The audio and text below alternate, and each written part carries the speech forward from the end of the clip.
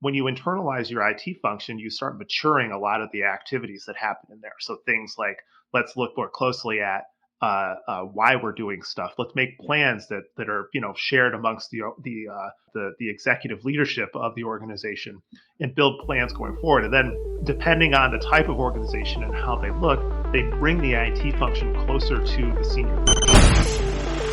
Growing a business requires a holistic approach that extends beyond sales and marketing. This approach needs alignment among people, processes, and technologies. So if you're a business owner, operations, or finance leader looking to learn growth strategies from your peers and competitors, you're tuned into the right podcast. Welcome to the WBS Podcast, where scalable growth using business systems is our number one priority. Now, here is your host, Sam Gupta. Hello everyone, welcome to today's show. If you are joining for the first time, this is part of our podcast series in which we invite guests from the community. And today we have a very special guest.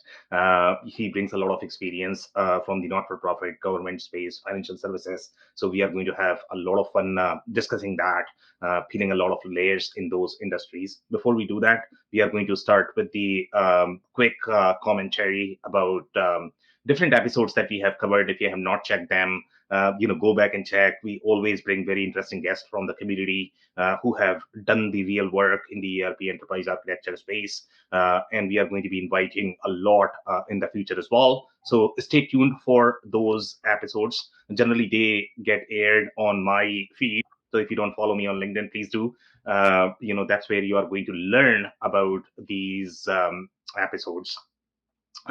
We generally do the interview series. We have different series, different topics that we cover as part of the podcast. This is the interview series. And for this, we meet every Friday, anywhere from 8 to 11 Eastern, depending upon the time zone of the guest. So on that note, I'm going to hand it over to you, Doug. Do you want to introduce yourself and your current focus? Sure. Yeah, thanks, Sam. So I'm Doug Kameen.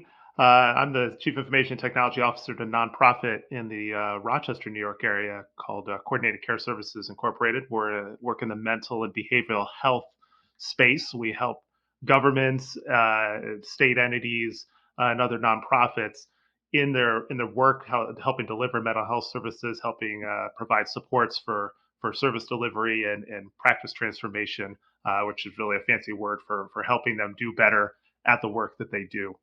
We have a specific focus in areas like trauma-informed and trauma-responsive care, which is a newer idea of taking into account a more holistic approach to how people are treated and handled through the mental health system, and that's something that's a really big focus for us. But we're a pretty big organization in the space that we live in, about 500 employees. And spread geographically, mostly across New York State, but we do work across the country as well. My current focus is really an enterprise transformation with them. Been doing a ton of work since I started a couple of years ago, doing a full revamp of our enterprise architecture, really building an enterprise architecture, to be honest. And putting forward a plan to replace pretty much all of our enterprise systems, as the organization has experienced a pretty significant period of growth from its time about 10 years ago into now. Okay, very good, Doug. And I have to admit, I don't think we have had anybody so far on the show, and we are 600 episodes down from Rochester, New York. Yeah. And you are very close to me, to be completely honest. So this is fun, and I don't know if you guys already have, snow there right now. I mean, we had snow here in Toronto yesterday, which was decent in December. It was snow pretty good at Rochester. I was driving home. I live a little ways outside of Rochester. I live closer to Binghamton, New York, which is about 2 hours away from Rochester. But on my way home yesterday, it was a snowy travel. As the snow squalls were really rolling through. I will admit, though, that I did make a pit stop at one of the ski places and got in a couple of turns. Oh, wow. Yeah. In the morning? Really? In the evening. Late in the day.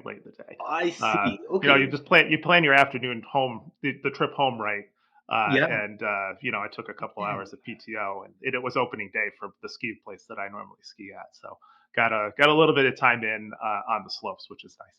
That's awesome. That's awesome. And my recollection, and I don't travel in the area as much as I used to, at least in the winters. And You guys used to get like 6 times, 12 times the snow than what Toronto used to get, as far as my understanding goes. I don't know if that is Yeah, still the same. upstate gets a healthy share of snow. So the ski place that I go to, it's about 45 minutes from me. They get an average of about 100 to 120 inches of snow a year, which is it's a pretty significant amount of snow. I mean, it's 10 feet Yeah. of snow every year. Yeah, it's always awesome, discussing all of these geographies. And sometimes, I mean, geo is going to have some sort of impact on the overarching philosophy of the ERP as well as enterprise architecture, right? So we are going to discuss on that as well. But Hmm. before we do that, we have one of these standard question with every single guest, and that is going to be jog the overarching theme of the podcast. This podcast is all about business growth and growing sort of through technology, ERP, digital transformation. So we are looking for your personal perspective. When you think of business growth, what does it mean to you? My background is from your introduction. You mentioned I have a background in government service. I was a county CIO for almost 10 years. I was in the private sector. I built some IT consulting businesses and ran several way back 20 years ago. In the 2000s, back in the aughts. And the idea of business growth for me is conceptually you really need you got to have something to latch onto to move towards at all times. And it Yeah. doesn't matter whether you're in a government entity, whether you're in a private sector entity, a for-profit business or a not-for-profit organization. Even in my current organization, we spend a lot of time thinking about what the future looks like. In part because if we're going to deliver world class services that are going to make a difference, Yeah. we need to have the tools to do that stuff, and do that work. And you're not going to get those tools if you don't have at least some type of growth and some focus on growing that business, growing what you're doing, and trying to do whether it's do better to capture more revenue, enter a new line of business or a new way to work. All of those things are focuses that we focus on even in the nonprofit space because we need to. There's the it's a for just to make a quick example, we put together a 3-year strategy plan for our organization, and part of that strategy is to build out our management consulting practice, where we help other nonprofits, which is really the biggest Hmm. component of our management consulting work. And that's a capacity building exercise. And what that means in the nonprofit space is we go to other nonprofits that are delivering services and we help them do those services better or expand their capacity to do those services. So that can take the shape of a lot of different looks. It could look a lot of different ways, I should say. It can be us coming in and showing them efficiencies in the work that they're doing. It can be providing actual supports with staffing and CFO, like virtual CFO type of stuff. Hey, we'll help you with your books. We'll do this other stuff like that. But in all respects, for us, the mission is to help them do better work. So there's always a why in whatever business you're in, whether you're in a public sector Yeah. business. I mean, if the government, as in the government, working in local counties and serving, regions of constituents, the growth, the growth idea behind that was how do we do this more efficiently so that we can deliver more services that our constituents need and they want, even if the operating environment doesn't allow for us to say go find a whole bunch of new customers. There's not a bunch of new people moving here. So, for me, growth is an inherent part of everything that you do in Yeah. business, but it does look different at each different way that you focus, each different vertical that you're focused into. Yeah, it's a very interesting perspective, and in my experience as well, to be completely honest, and it's kind of surprising that you are thinking about growth, because that's not the sentiment that I get when I talk to any of the government or not-for-profit organizations. To be completely honest, in fact, I get a ding. Okay, whenever I talk to them and I'm talking about business and growth, and they're like, "Who are you again? We don't talk about business here. We don't Mm. grow here." We have not grown. It's going to be a different perspective from their perspective, right? Hmm. Um, I would argue the growth to them. So I would argue that growth is a part of what they do, but they might not call it that. And yes, that's an important yes, distinction is that they yes, say like, oh, well, we're the geography, take a county, the yeah, geographies of a county, and at least in the United States, the geographies of a county are fixed. They don't yeah, really change. So short of somebody moving in or moving out, things don't change as far as the constituents go. But that doesn't mean that the service needs don't change. That doesn't mean that the makeup of the constituents hasn't altered in some way. Maybe there's more people who are poorer and need more supports. Maybe there's been a change in crime and other things like that. So you have to grow different services at different times and at different rates. So I would just argue that growth is different. They yeah. just people may not call it that. Could not agree more. Could not. Great points.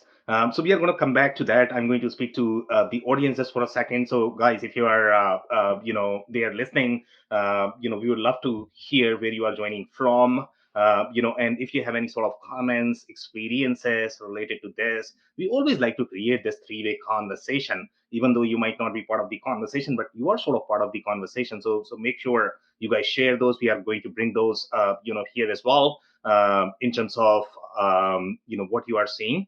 So on that note, Doug, I'm going to go back to your comments. And one of the trends that we see in the not-for-profit and government space, um, and the comment that you had made related to the management consulting, okay, and this is not the first time I have heard something like this in the not-for-profit government space. I'm in Canada, so in Canada as well, they have roughly what 200, 300 different government organizations. They do different things, right? But they Hmm. also have very similar model as shared services. You guys are calling management consulting. The concept is very similar. From their perspective as well, it might not be as much management consulting.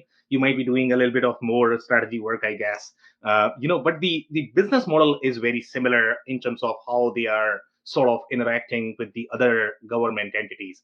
And the point that I'm trying to bring is the not-for-profit and the government spaces could be so uniquely different.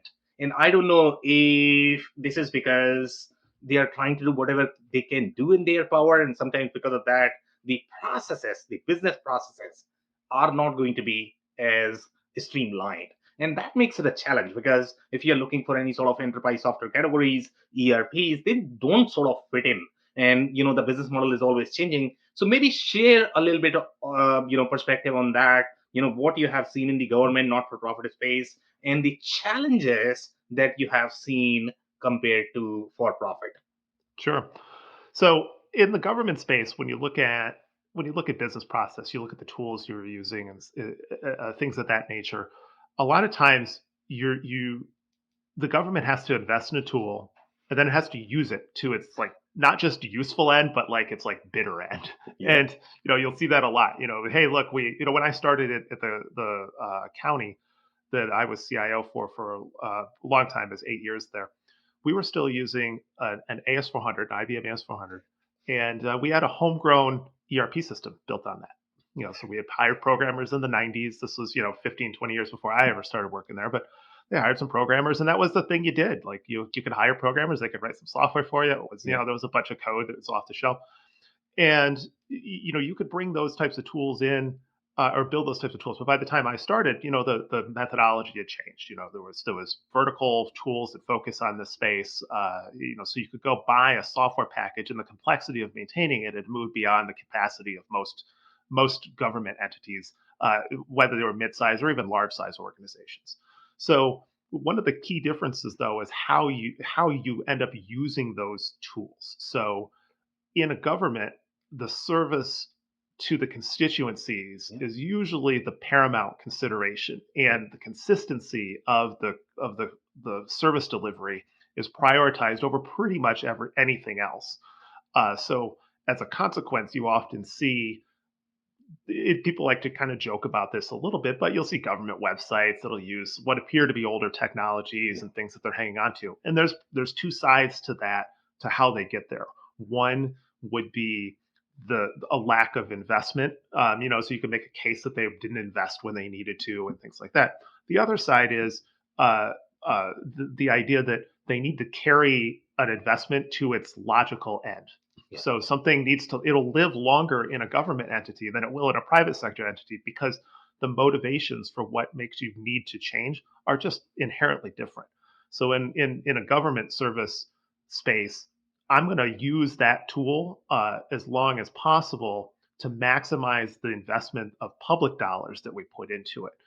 And that's really the driving overarching goal of what you're trying to do versus a private sector entity. Even the nonprofit that I'm in, we're a nonprofit organization, but we are a private organization. So at some point we come to a point with the tools where we look at them and we say, you know what, like this is going to impede our next stages of growth. It's going to impede the next initiatives that we want to engage in, and as a consequence we're going to leave that behind. But we have the luxury of making choices like, you know what, that business line that we're in, we're just not going to do that anymore. It's lower margin or it's really hard to do. We're not winning business there. So we're just going to exit that space. And, the tools that go with it can exit with it. But when I'm a county and, say here in the United States, you have like a county clerk. Yeah. County clerk records deeds, records property transactions, stuff like that. It's not something that goes away. I can't just be like, you know what, the county clerk business kind of sucks today. So we'll just not do that anymore and have somebody else take it over. So you have a lot of different drivers that make for really different business decisions. And I think I am a supporter of, having worked in the government. I know what it's like to be a public servant and to have to make those decisions. It's kind of easy to be making some of it into a punching bag. Oh, look, they're using this old technology. Oh, look, they're doing this stuff like that. Some of it is actually absolutely legitimate. There were political considerations that were short-sighted at times about the investments that should have been made. But more often than not, it isn't the short-sightedness that gets the government to where it is. It's more often the desire or the need to maximize that investment and maximize what they've spent and hold on to that until the bitter end. Now, there's a real fine tipping point there. You can hold on to the bitter end and you can hold on too long. And when you hold on too long, then you got problems. Yeah, so very interesting. And I'm going to share some experiences from my perspective, to be completely honest. Obviously, we do a lot of work in the for-profit space. In my personal experience, especially when you compare and contrast this with the mid-sized organizations. If you're looking for enterprises, it might be slightly different because they have been doing IT for a long time. They might have a lot of maturity in their organizations. But if you look at SMBs, they just don't know what they don't know, to be completely honest. Okay. Mm-hmm. For them, any sort of software implementation is like buying a widget from Home Depot. That's how they think. Okay. Mm-hmm. It's very hard, with them. But in my personal experience, when I look at any of the government organizations, and I don't know whether the driver comes from the public dollars, that could be a possibility that they are being scrutinized a little bit more. If they fail, then they are probably going to be accountable for that. I don't know if that could be a possibility. So maybe you can share a little bit more perspective there, where the driver is coming from. But in my personal experience, they seem to be slightly mature in terms of planning the kind of RFPs that they are releasing. Sometimes those RFPs could be tricky because they still have to comply with the framework. And sometimes that framework you might not be able to shoehorn everything the way you want, because sometimes you are doing this for people because that's how they like to see things. Even if you might not agree with them, you still have to sort of follow those guidelines. So when I look at those RFPs, they seem to be slightly more planned, structured. They might not make as much sense. Let's say if I'm the CIO or you are the CIO looking at those, but still they seem to be slightly more planned. So do you share similar experience as well, that in the not-for-profit government space they are going to be slightly more mature overall from the IT maturity perspective, even in these smaller organizations? Well, smaller organizations usually. I think your description, I would classify it as accurate. The most small organizations really don't have they don't have the ability to be as sophisticated in some of their IT operations and how they think, and that's something. I do some co-hosting on another podcast Yeah. where we talk to IT leaders and about their journeys and their leadership, how they've grown and what makes them leaders. But one of the key things that comes up pretty regularly, because we're often talking to mid-market folks, is that the an organization when an organization starts new, the first things you always have a finance person. You always then the next hire you really build into is an HR Yeah. function. The IT function comes much later, and it's much easier to farm out the IT function for quite a while into the organization, including pretty far into the mid market space. Yeah. Pretty difficult to farm out most of the finance space. It's pretty difficult to farm out the HR space, although there's some organizations that are really trying. So as a consequence, the way, and this is, they come back to the podcast that I host, but this is a common conversation that we have with the leaders about the ones who have grown from small organizations into mid-market or larger organizations, is that they see the the the early stages are where they don't have a lot of sophisticated IT. They're relying on external sources. Those sources have different profit motives and different reasons for giving them different advice. Not to say that they're not interested in helping them, but they're their own businesses too. So they have they've got their own things to worry about how they're doing the business. But as you mature into a mid market organization, you typically add in the IT function. And when you internalize your IT function, you start maturing a lot of the activities that happen in there. So things like, let's look more closely at why we're doing stuff. Let's make plans that are shared amongst the executive leadership of the organization, and build plans going forward. And then they, depending on the type of organization and how they look, they bring the IT function closer to the senior leadership.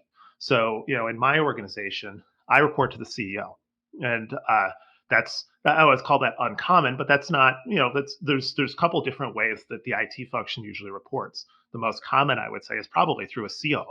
Yeah. And maybe the second most common is probably through like a CFO in a smaller mid-market organization. But if your organization finds that the IT function of the organization is critical to its business success, then you'll typically find that or at least it's necessary, I find it necessary for the IT function to report directly to the CEO and to have a seat at the senior leadership table and not work through, say, a COO or a CFO who have different motives about the organization's ideas, like what's most important to the senior leadership in that day. So I can see there's a journey as organizations grow from small to mid market in particular, and really large, and there's also there's a sweet spot, if you will, in there too, where you want to be large enough to have sophisticated IT operations. It's great to have staff. It's great to have diverse staff with some backup, but you can also get to a point where the organization becomes so large. And it moves into larger organizations where the bureaucracy of the organization starts weighing down its ability to make moves and operate nimbly.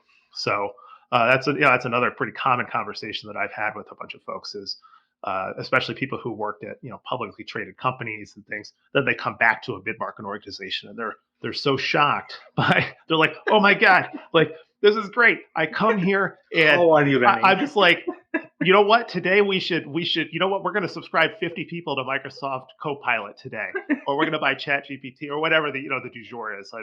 But you can make that decision versus, they're like in my prior organization, that was, 6 levels of approval. And, I had to go through like an enterprise architecture committee or something like that. And it would take 6 weeks to get that approval unless it was the CEO's prerogative that day. Yeah. Yeah, so very interesting. It's always fun to talk about organizational structure because they do vary a lot. So let's touch a little bit more on that in terms of what is your perspective. Let's say if you were the CEO, how you are going to design depending upon different organizations. So one of the comments that you mentioned, and that is probably one of the most controversial debates, I guess, in the IT community. In any community, I guess everybody wants to sort of report to the CEO in general because that's where they are going to get a lot of freedom. But at least from my perspective, I always like to look at the overarching sort of business strategy in terms of what business is trying to accomplish, what role every single department is sort of going to play. And if I look at any of the cross-functional organizations, cross-functional departments, probably a right word there, right? Mm-hmm. So in terms of the whole cross-functionality, can I use that word? I don't know. We'll run with it. So you are going to have operations, you are going to have finance. I think you did mention that. You are going to have HR. They are supposed to be sort of the department. maybe HR, maybe cross-functional, because wherever you are going to touch people, you probably would require some sort of HR presence, and that's why we have sort of the HR business partners. Hmm. Sometimes we see those, right? Oh yeah, yeah. We've got a couple in our organization. Right. In Hmm. your organization, the industries that you are working with, I don't know how common supply chain is going to be. In product centric industries, the supply chain is very common as well. That sort of interweaves with the organization, different departments. They are slightly more cross functional as well. I don't know any other departments that are going to be as cross-functional as IT, and that is something that people don't understand. Okay, if you are going Hmm. to pigeonhole your IT inside your, if you report through a COO, that's operations. CEO is not comped the way their compensation structure is going to be, the way their budget is going to be to take care of the issues of the other departments. I guess. I mean, not everybody's reporting through a CEO unless the CEO is just a blanket wrapper there Hmm. who's simply doing the external communication. So, and the same thing goes for the CFO as well. I mean, CFO is responsible for finance and accounting. Yes, they are going to touch everything from the dollar perspective, but not every interaction in the organization is going to be a dollar interaction, I guess.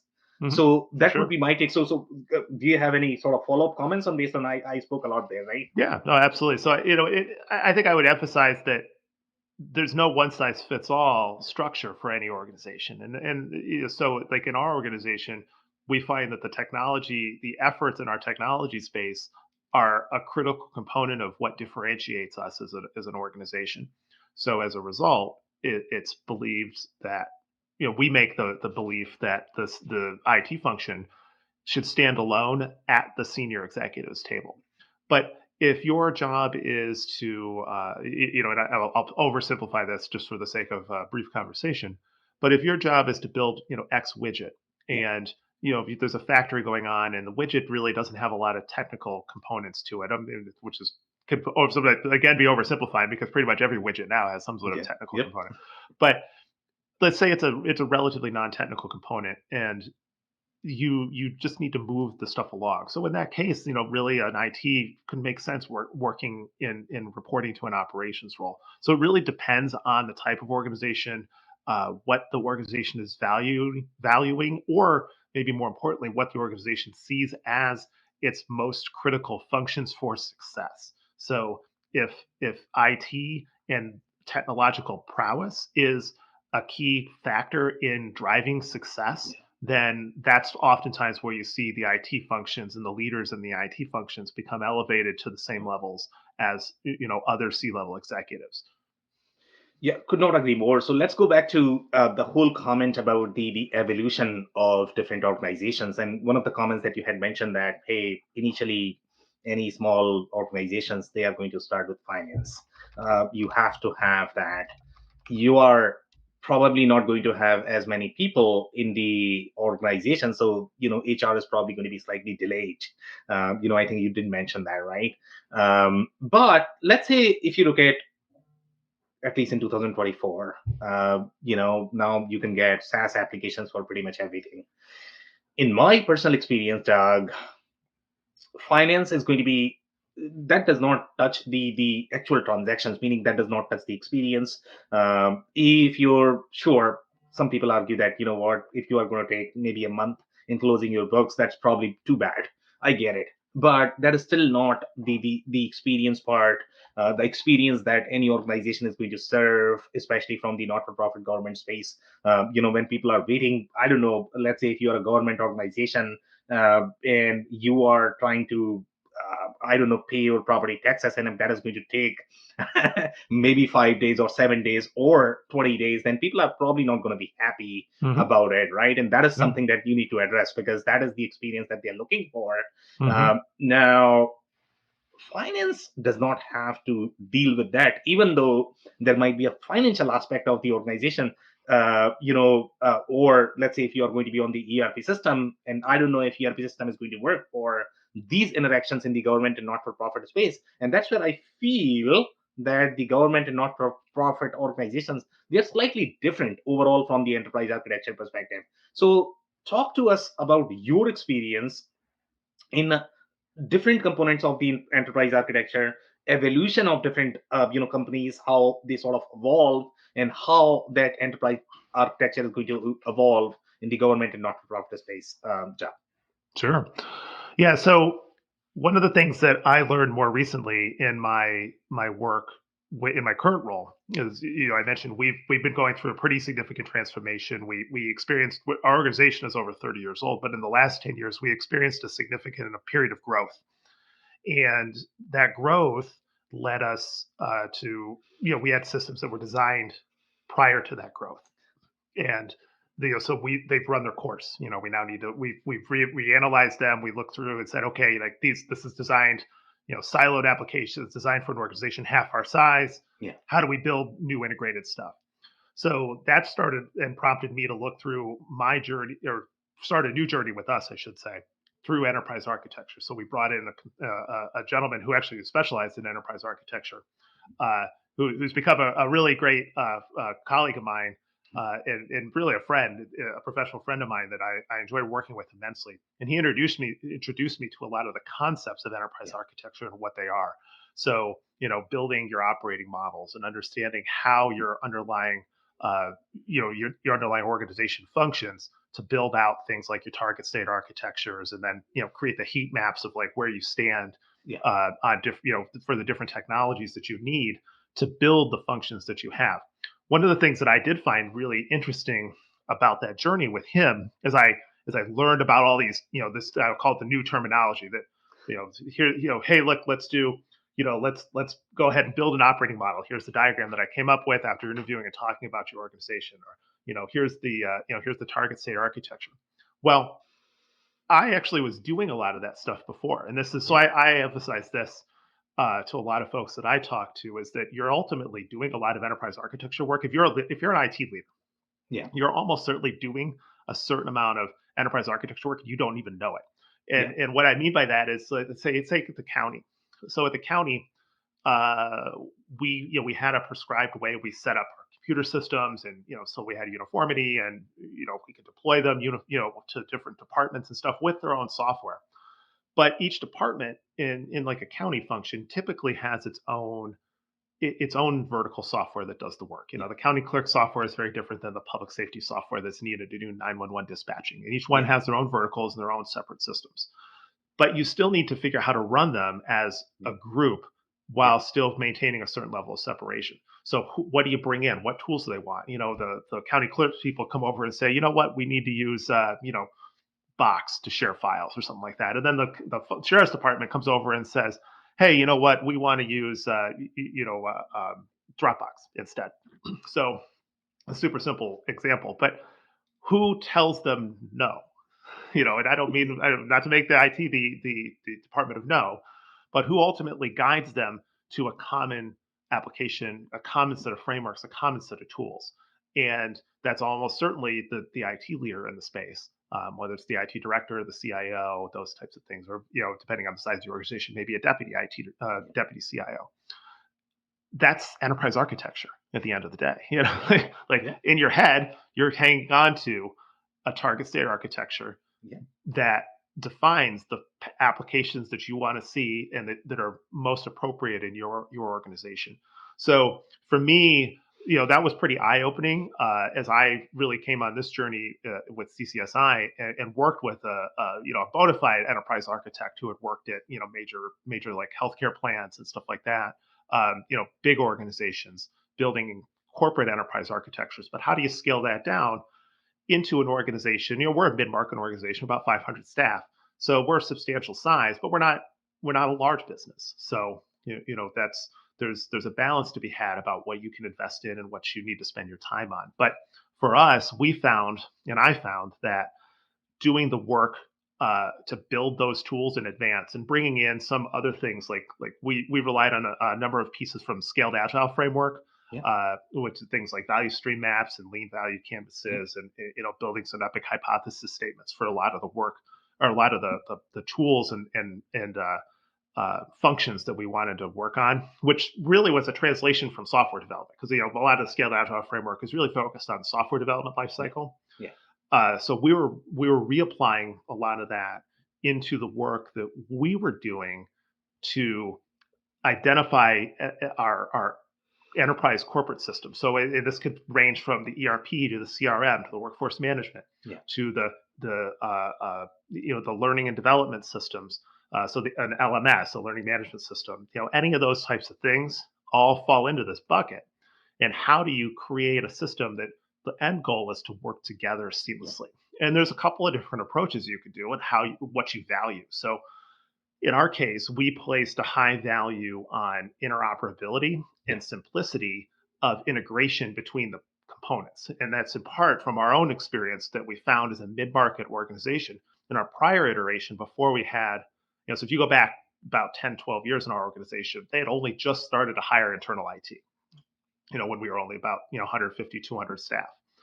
And they had an outsourced IT setup. So when that stuff started to come in, there was still at a point where a lot of the things were chosen by the respective departments or divisions. Finance did their own evaluation, decided that they liked X product, so then they turned around to IT and said, "Well, we chose Microsoft Great Plains. Please implement it." And the HR went around and said, "Okay, well, we evaluated 4 different payroll systems, and here's the one we liked, so please go implement that."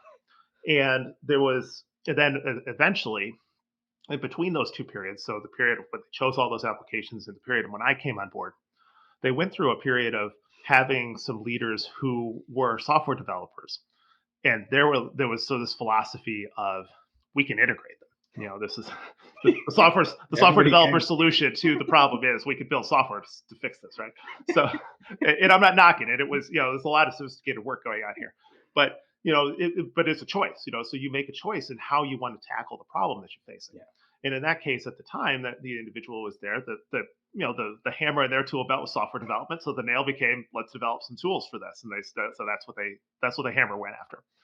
And, by the time I started, we had these siloed tools that had a lot of integration components between them. So there'll be a tool that does the exports and automatically carries it in from the HR system, does an export, imports that into Azure and creates the user accounts and then kicks out to something else and makes a ticket somewhere. And that stuff works. That I'm not saying that's not how you can do it. But when you're in the mid-market, what we found is that you could build the tool, but you couldn't build the way to monitor how when it breaks. So like what'll happen is it'll work and then something will not work and then it'll take a day or two before somebody kind of notices and is like, hey, you know what? I haven't gotten a notice that there was new user accounts created like 2 days ago. I was expecting that. And we're going, oh yeah, this thing wasn't working right and stuff. And so getting back to the size of mid-market and what you can invest in our case, what we found was that we were good at investing in the front end of the work to make the tool function, but not the monitoring components because that was more money. That was another investment on top of what you put in to make it work. So then we changed our focus to make a prioritization on components that were integrated together. And we, so like we might take fewer bells and whistles, but prioritize the integration of the tools together because that will actually make them more useful for the parts of the tools that we do have. So like, standardizing on, an Office 365 platform, and which in our case, that's where we were in the Azure platform. But, there's the Google, the G Suite platform, and there's multiple others out there that you can focus on as well. But what do you build the foundation on and where do you prioritize the interoperability? So in our case, like we made high prioritization of the interoperability in order to maximize the value of the investments that we were making going forward. Yeah, so very interesting. So, there are so many different directions that we can go in that comment. There are so many layers that we can peel. So I'll offer some commentary and then I'm pretty sure you are going to have some follow-ups there, right? So number one aspect that you mentioned, and in that space that we work in, they just don't have as much maturity overall, right? I did mention that, for them, they are simply buying a package software. And for them, they don't necessarily understand what enterprise architecture is. For sure. And you did mention that, everybody is doing some version of enterprise architecture. They have to figure it out. They have to make sure that these systems are going to communicate somehow. Sometimes they do communicate, sometimes they don't communicate. And that's where I guess you are going to have a lot of challenges, right? The other thing that you mentioned is finance, HR. These guys are sort of deciding, okay, I have already liked some sort of software, and then now you as the IT guy is probably trying to sort of integrate and bring them together. And in my personal experience, when you After are the going to fact. do that, Yeah. Yeah. Like, hey, we did all the work and picked it. You weren't at the table, but please make it work. yeah, Yeah. and I don't know. I mean, that could become a huge constraint in my personal experience, and people Hmm. sort of oversimplify when they think about the integration. So the way you are talking about, hey, simplicity, interoperability of these systems, but if you look at this more from the coding perspective, development perspective, things are still easier. And the reason why it's easier is there are a million ways of integrating. Okay, whether you are doing real time, near real time, after the fact. In your case, you are probably, when you are simply exporting a file, after that, so you are sort of handing off the process. In that case, it's sort of the after the fact interaction. And in your case, you did mention that, hey, I didn't have monitoring. But for me personally, let's say if I'm the CFO, or a person who cares for the control when the transaction is being processed, I've already lost it. Okay, I Hmm. don't have any way of controlling that. I have no way of reconciling that, right? So this is not going to be just the technical perspective, it's also the business perspective that matters for these integrations. And when you are already going to decide that, okay, this is the software that I'm going to buy, and you IT guy, you go ahead and now somehow bring it together. So I don't know, I spoke a lot. Do you have any follow-ups there? Yeah. So for me, one thing that was recommended to me, I have it here. I'm going to I'll hold it up. But this is an older book, but it's Enterprise Architecture as Strategy, which is Yep. a really kind of a classic uh, book in the space of enterprise architecture. Yeah. And to be honest, I actually just take the first chapter and I ask people to read it. And now the book is from 2006. Enterprise architecture as a practice, I would say, achieved there was a peak and a valley that came with it. So Yeah. your first peak was in the mid to late 2000s. This idea, we got these businesses, we're going to do this work as enterprise architecture, but then Agile came along, Yeah. and Agile came along and kind of wrecked the idea of enterprise architecture in certain ways because enterprise architecture, if you think it through of why you're doing it, it's conceptually it slows things down a step because it's like, hey, we're gonna pause, we're gonna think about what we want to do, Yeah. we're gonna come up with a plan for it, and Yeah. then we're gonna work against the plan with a set of reference tools that we can come back to later to know, like, check ourselves, like, does this make sense? This is what we thought about. This is what we wanted. And in agile, that's not often how agile works. Agile is about, let's sprint through this, let's come Yeah. up with an idea and let's Yeah. go after it Yeah. fast and let's go to it. So the 2010s saw, I think, a really diminishment of the idea of enterprise architecture. uh, and Now I really think in the last 2 or 3, maybe even 4 years, you've seen a resurgence of interest in the concepts of it and a melding of the concepts of agile. How do we implement something and implement the tools in an agile way? But let's pause and let's think hard about why we want to do something.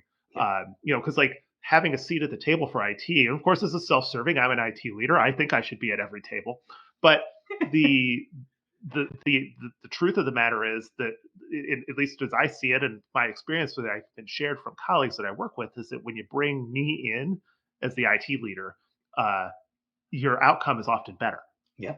So like having that IT leader sit with you and walk through the space, especially one who understands the intersections between Yeah. the business side of it and the IT side of it. Somebody who can sit there and say, you know what, this makes sense from a business perspective, but this won't integrate with anything else we're doing on a technical side. So like, even though it's the best piece of software out there in this space, you're going to struggle to move your information around with the other systems that you have, or we're going to end up spending, 25% of the cost of the software package just building integrations to make it communicate with everything else that we have.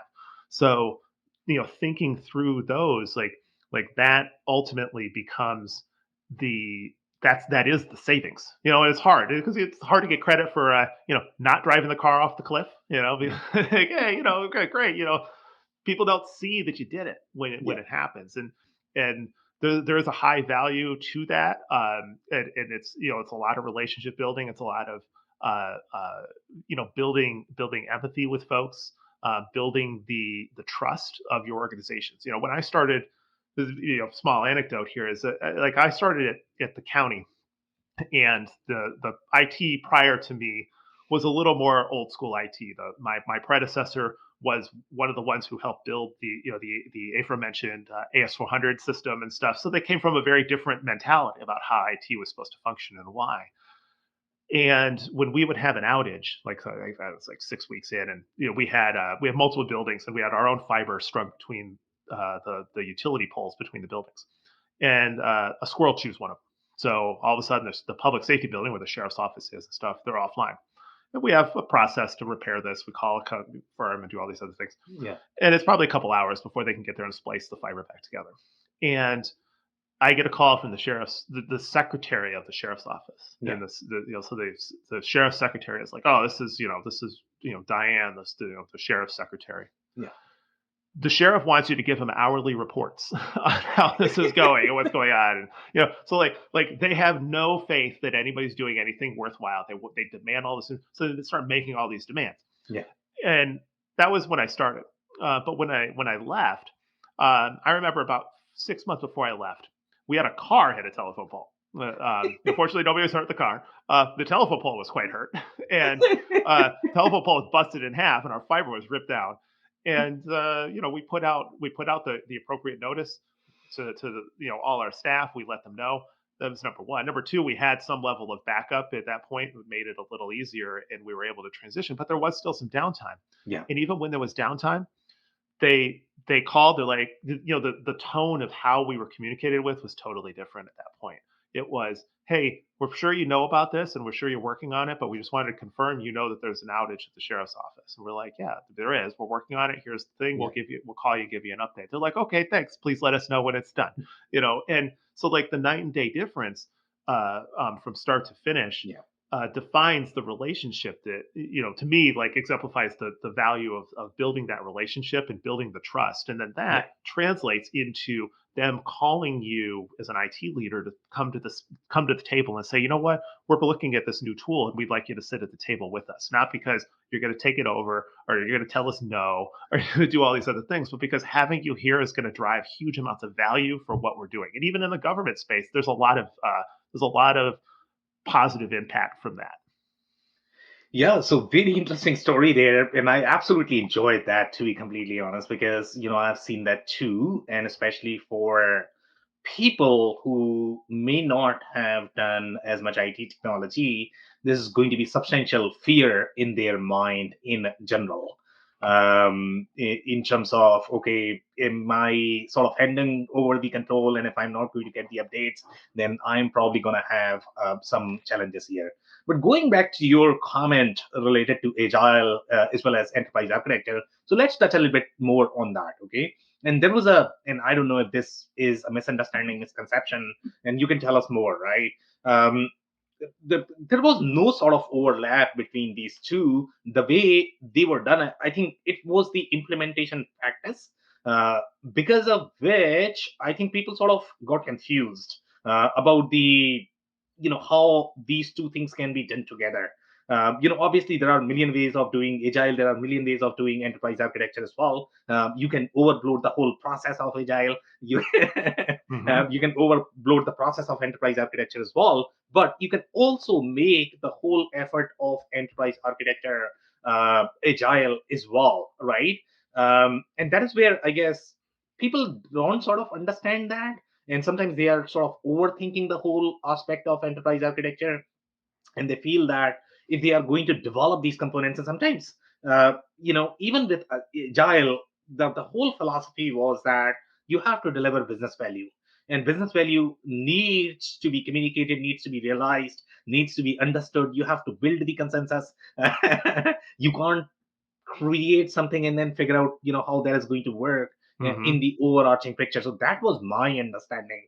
But then when people start implementing, and then they have their own versions of how these things need to be implemented, and it's sort of all over the place. That's my experience. So I know I spoke a lot. Do you have any follow-ups on agile versus enterprise architecture? Yeah, so I would. It's funny. I wrote down a note while you were talking, and the note that I wrote down is You go slow to go fast. Yep.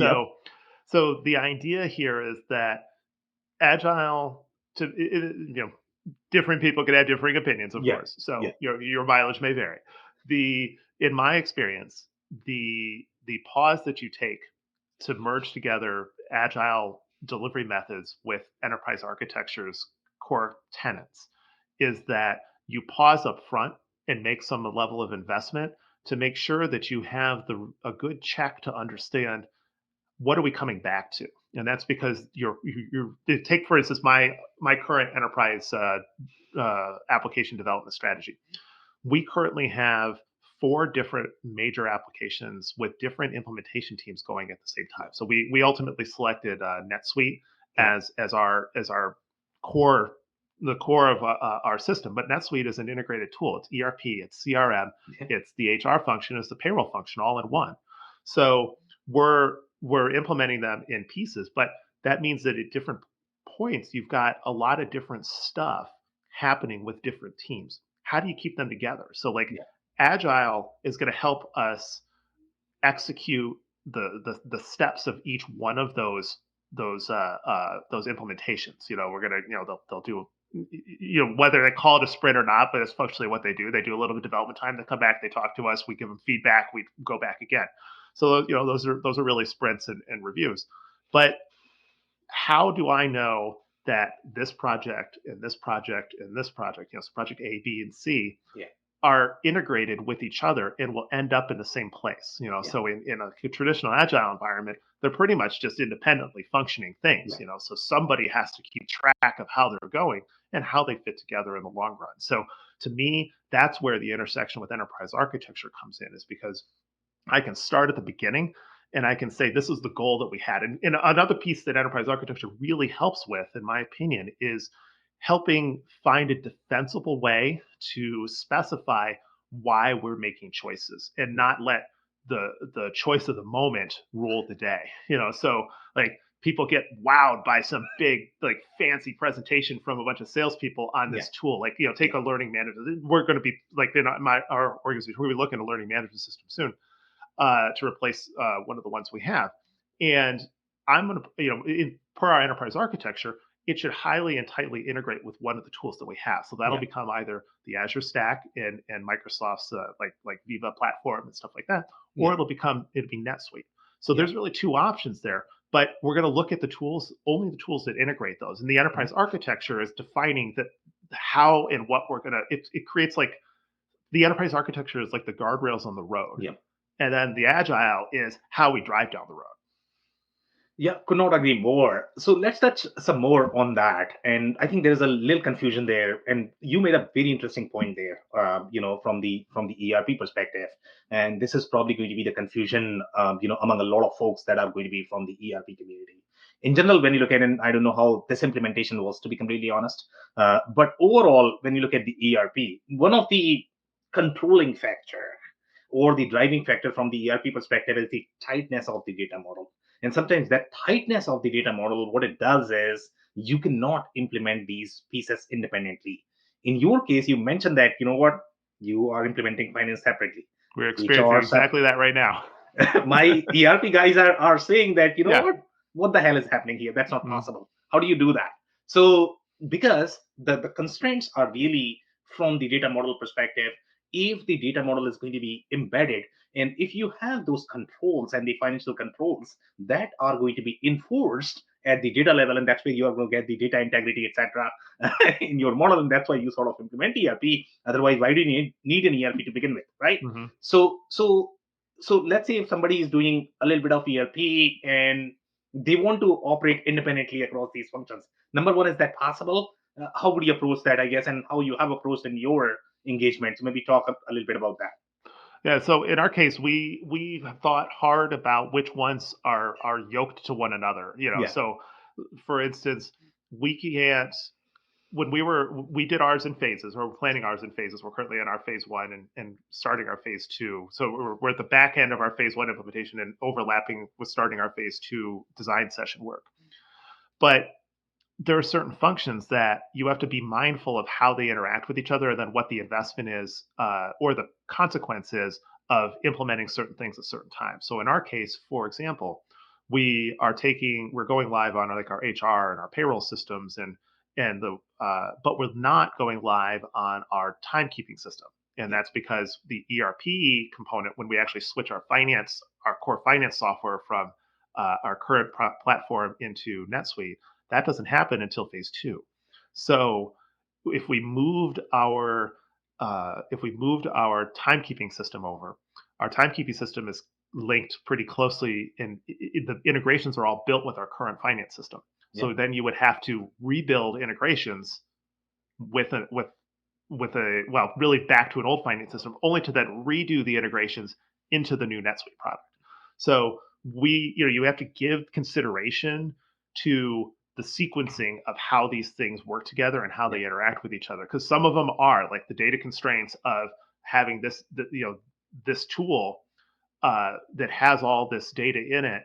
And if that's your source of truth, you can't have two sources of truth. So you have to figure out a way to synchronize the one, if you've picked a new source of truth, how does that source of truth, the information from that source of truth, move to the other systems? Exactly. Maybe those used to be your source of truth in the past, but now you got to invest in those in those integrations. So in our case, like by carefully planning the sequencing out from start to finish, and that doesn't mean we don't adapt, because we have adapted as we've gone along. As we come through, maybe an assumption we made early on was not accurate, or we were like, oh, we're going to be able to move, like time clocking actually is a great example.